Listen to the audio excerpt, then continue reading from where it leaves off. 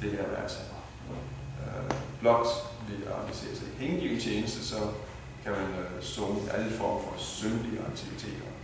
Og det betyder, at selv hvis en hengiven kommer til at gøre et eller andet, hengiven skal ikke straffes. En hengiven skal blot fortsætte med at gøre hengiven tjeneste. Og det er zoner for alting. Det er zoner for alting. Lidt, altså mange gange i praksis, så kan vi se, at jamen,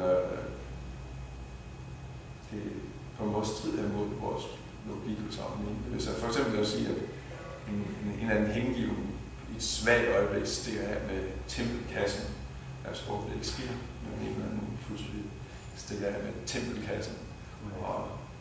Og for noget, så kommer jeg efter dem. Han er over en bjerg, og han og bruger det hele på et eller andet helt vildt. Og så senere så bliver han fanget og kommer tilbage igen. Og hvad skal vi så gøre? Hvordan skal vi så straffe ham? Han skal meldes til politi, han skal piskes, han skal et eller andet sådan lignende. Nej, han skal fortsætte med at være på de eget vej, hænge i tjeneste. I princippet, altså selvfølgelig, vi er helt naive og så videre, vi udsætter ikke nogen for unødvendige fristelser. Men det er ikke sådan, at nu har det hengiven diskvalificeret sig fra at gøre hengiven tjeneste. Nej, hvis man siger, nej, nu kan du ikke få lov til at gøre hengiven tjeneste, før du har udsonet, eller på en måde blive straffet for det syndige handling, du gjorde. Det giver ingen mening, fordi det er det, som, hvordan skal han ved at rense hans hjerte? Hvordan skal den hengiven hjerte ikke blive renset, hvis han ikke får lov til at engagere sig i hengiven tjeneste? Det er det, som renser os for syndige ønsker og hengiven tjeneste. Så en person, der har syndige ønsker og handler på det, og sige, at straffen er, at du ikke får lov til at blive renset for den syndige ønsker, det giver ikke nogen mening. Formålet med al form for straf og soning er at reformere syndige personer. Det er ikke, straffen er ikke noget mål i sig selv. Det er at reformere et fængsel, for eksempel. Det er også et reformeringssted, hvor i hvert fald det er sådan set det skulle være idealet. Altså i praksis så ser vi mange gange, at kriminelle bliver endnu mere kriminelle af at være i fængsel. De er sammen med andre kriminelle, og det er et dårligt miljø, men egentlig så er tanken, og de prøver også, altså fængselsvæsenet prøver også faktisk at reformere og opdrage fangerne til at blive lovlige, blive borgere. Det er hele formålet. Og i princippet, når en kriminel er blevet en lovlig borger, så er det ikke grund til at straffe ham længere. Og det ser vi også, at ofte så bliver fanger frigivet før tiden, for man ser, at de har faktisk, de fortryder de andre, og de vil ikke gøre det igen. Så vil vi også lade dem fri. Det er hele formålet. Så på samme måde er formålet med alle de forskellige former for straf og soning osv. er at rense os, så vi bliver fri for syndige aktiviteter. Så og det bliver man ved at engagere sig i hengiven tjeneste. Det er sådan set det der pointen her. Det er den eneste proces, der virkelig virker, der virkelig går i dybden og får syndige aktiviteter udryddet på alle stadier. Altså, vi hører her om, at syndige aktiviteter eksisterer i forskellige stadier. Der er den syndige reaktion, vi lider lige nu. Der er syndige reaktioner, vi ikke har modtaget endnu. Vi har begået handlingerne, men vi har ikke modtaget reaktionerne endnu. Vi venter på at få disse reaktioner. Der er syndige handlinger. Der er syndige ønsker. Der er uvidenheden, som er til grundlag for de syndige handlinger og syndige ønsker. Det er, at det går meget, meget dybt, de syndige handlinger. Men alt bliver fjernet igennem praktisering af hengiven tjeneste. Det er kraften i hengiven tjeneste, og intet andet har den kraft, der kan gå ned og ændre selve vores ønsker. Det er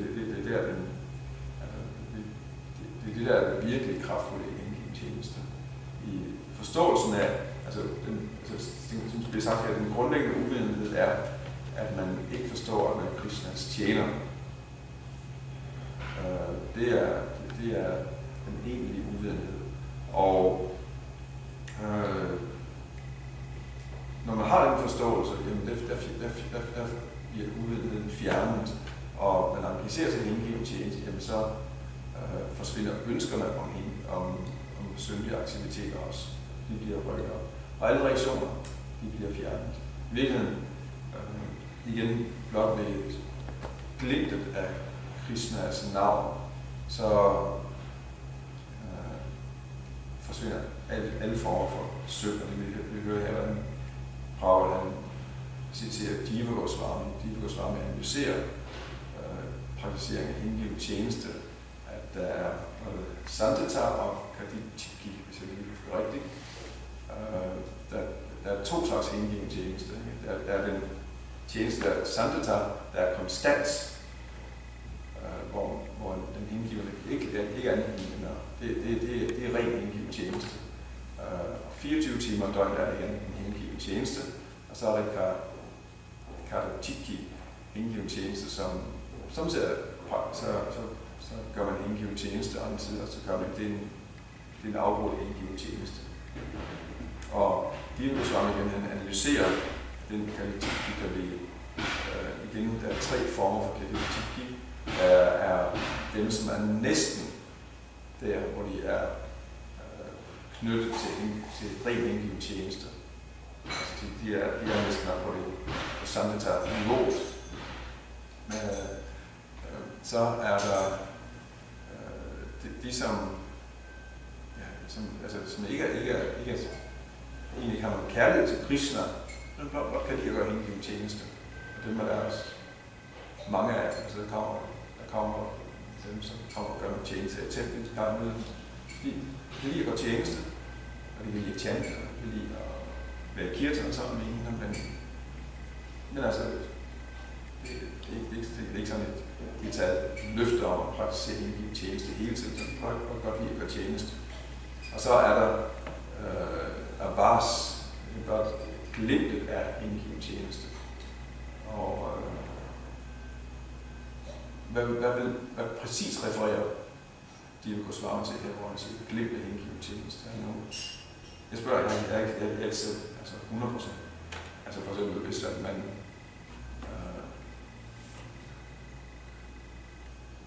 er glad så Sukriti hengiven tjeneste. Er det ikke glimt af hengiven tjeneste? Man gør noget hengiven tjeneste, uden man er klar over det. Man ser en hengiven og sætter pris på en hengiven. Man hører det hellige navn. Man køber en bog. Man på en eller anden måde kommer også en slag berøring med hengiven tjeneste. Man siger, ligesom der er eksempel med Lalitanatha.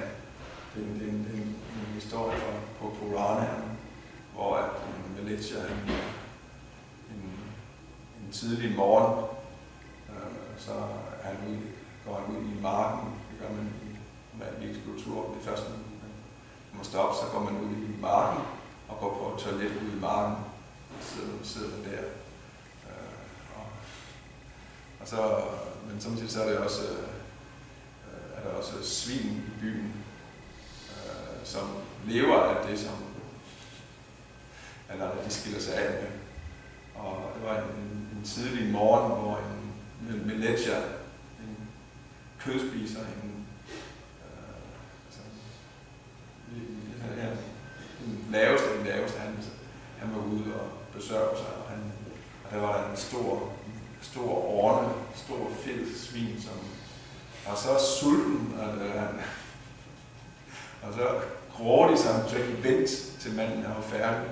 Så han kommer og angriber ham med sine stødtænder og slår ham ihjel. han dræber faktisk den der stakkels manager, mens han bliver dræbt af det her vildsvin, som er så ivrig efter at æde han. Så råber han manager, haram, haram, hvor det der haram, det betyder, hvor forfærdeligt, på urdu og hvilket sprog der. Haram betyder forfærdeligt, så at dø er forfærdeligt, men at dø på den måde, det er jo det mest forfærdelige måde at skulle dø på. Derfor sagde han, haram. Den her manager, han blev tilbage til Ram, til Krishna. Han sagde Rams navn, det var det, han døde i fuldstændig hjælpeløshed. Ligesom vi kommer til at høre med Jamil her også. Ligesom en anden historie fra Koranen her. Som giver som eksempel på, at blot I kan glimtet af hengiven tjeneste med det samme gør en person fuldstændig syndfri. Så det er kraften i hengiven tjeneste. Ikke sådan, at man behøver ikke at være. Man skal ikke op på at være en fuldstændig uforfalsket ren hengiven for at være fri for syndige reaktioner. Men bare glimtet af hengiven tjeneste. Hvis det er for sent, Tittesvig han kom med et godt punkt i går, at hvis vi tjente det hellige navn med forseelser, nej, så bliver vi ikke fri for syndige reaktioner. Vi skal være forseelsesfrit. Men hvis navnet siges forseelsesfrit, eller hvis man gør hengiven tjeneste uden forseelser, så forsvinder alle syndige reaktioner. Der er ikke mere synd tilbage. Så kan man selvfølgelig nogen samle sig op igen. Det ligger dernede, når man er med det. Nogen tager dem så til sig igen. Det er så, hvad det er. Men i det øjeblik, man har faktisk hengivet tjeneste, så er man fri fra alle syndige reaktioner. For alle synd. For alle stadier af synd. Og Krishna tager simpelthen alle synd, og man kommer så i kontakt med hengivet tjeneste. Så er selvfølgelig spørgsmålet, jamen, hvis man er fri fra alle synd, og vores materielle krop er et resultat af synd, og alle vores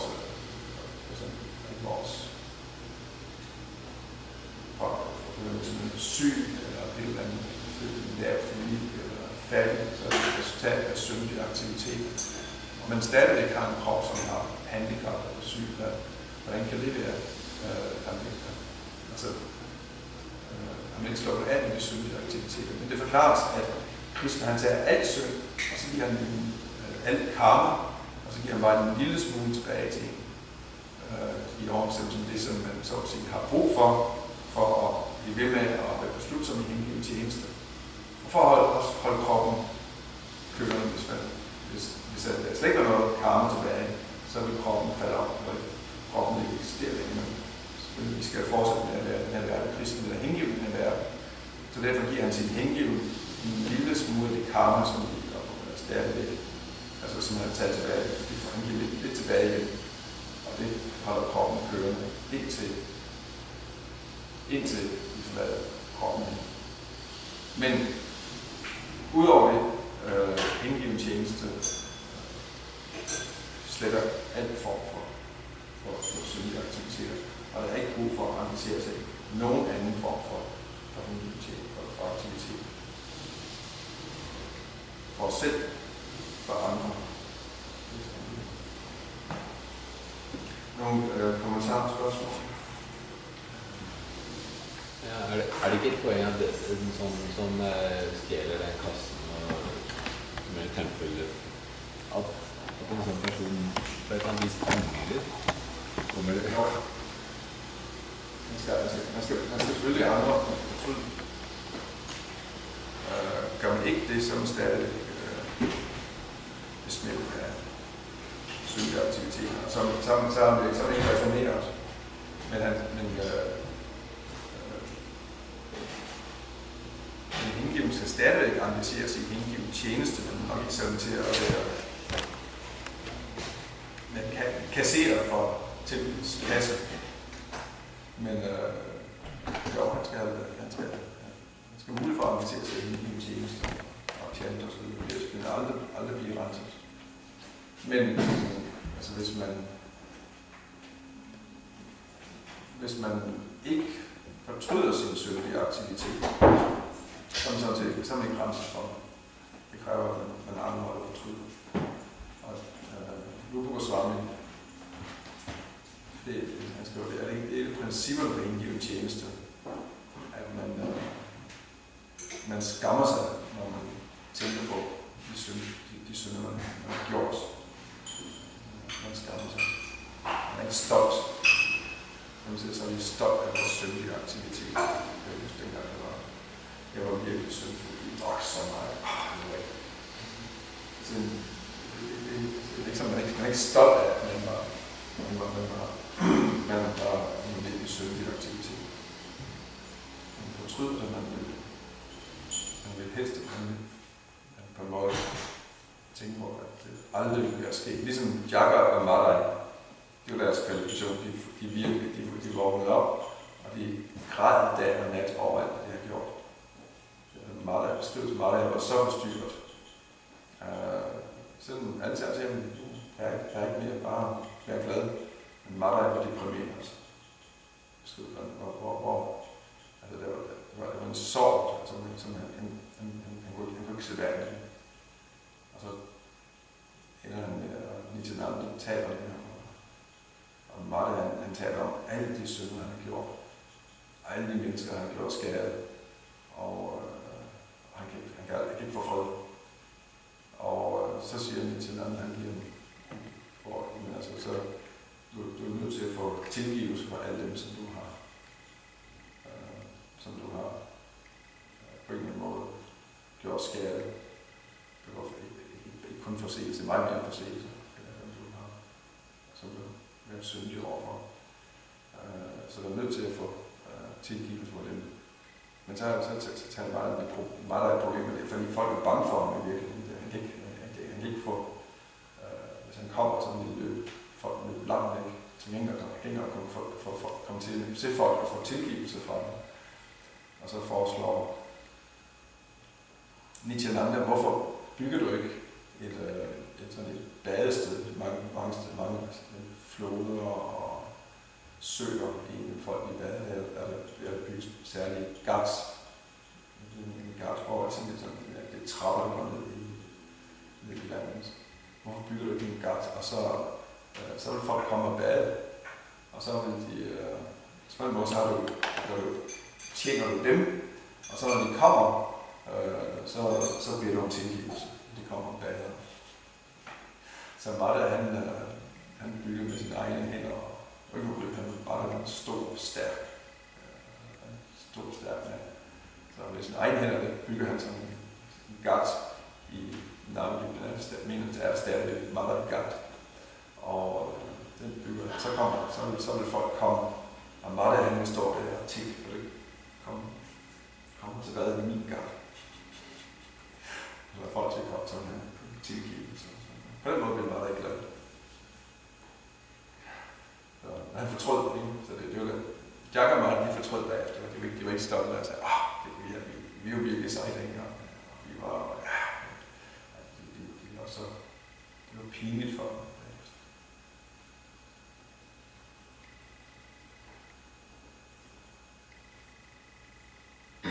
Ja, nu vil du gå på det her med, når man tænder bare en lille glimt af det hellige navn. Er det ikke? Det skal vel forstå sådan, at hvis du prøver at tænde det, og så er det et glimt, hvor du faktisk, Krishna, jeg kunne høre det. Hørte tydeligt, det var Krishna. Er det det, du menes? Ja, det kan det nok. Ja, ikke sådan, at man ligesom sidder og så bare at man siger Krishna, men man hører det ikke helt. Jamen selv forsøg på at høre, selvom vi ikke er stand til at koncentrere os, men bestræbelse på at høre, det er også rent.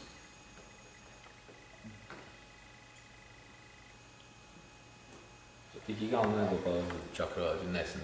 Han måtte gå til Haralds Thakur og be om tilgivelse. Nej, det menes ikke nogen historie, men jeg tror ikke, han får tilgivelse. Det fortæller historien. Der er ikke noget med det, der sker ham, men der er andre er det Gopal Chapal, Ja. som det går for sent som Syrs Thakur. Han mange år senere, så blev han tilgivet. Han kan til sammen ham bede ham om at se Syrs Thakur og blive tilgivet. Og Dhananjaya, tror jeg også en anden også, som var en meget lært brahmaner, som fornærmede også Syrs Thakur.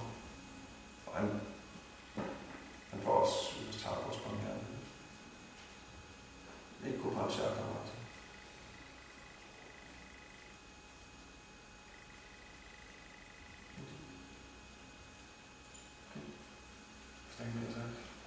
Så er det bare. John. Synger bare som fisk, synger bare helt. Krishna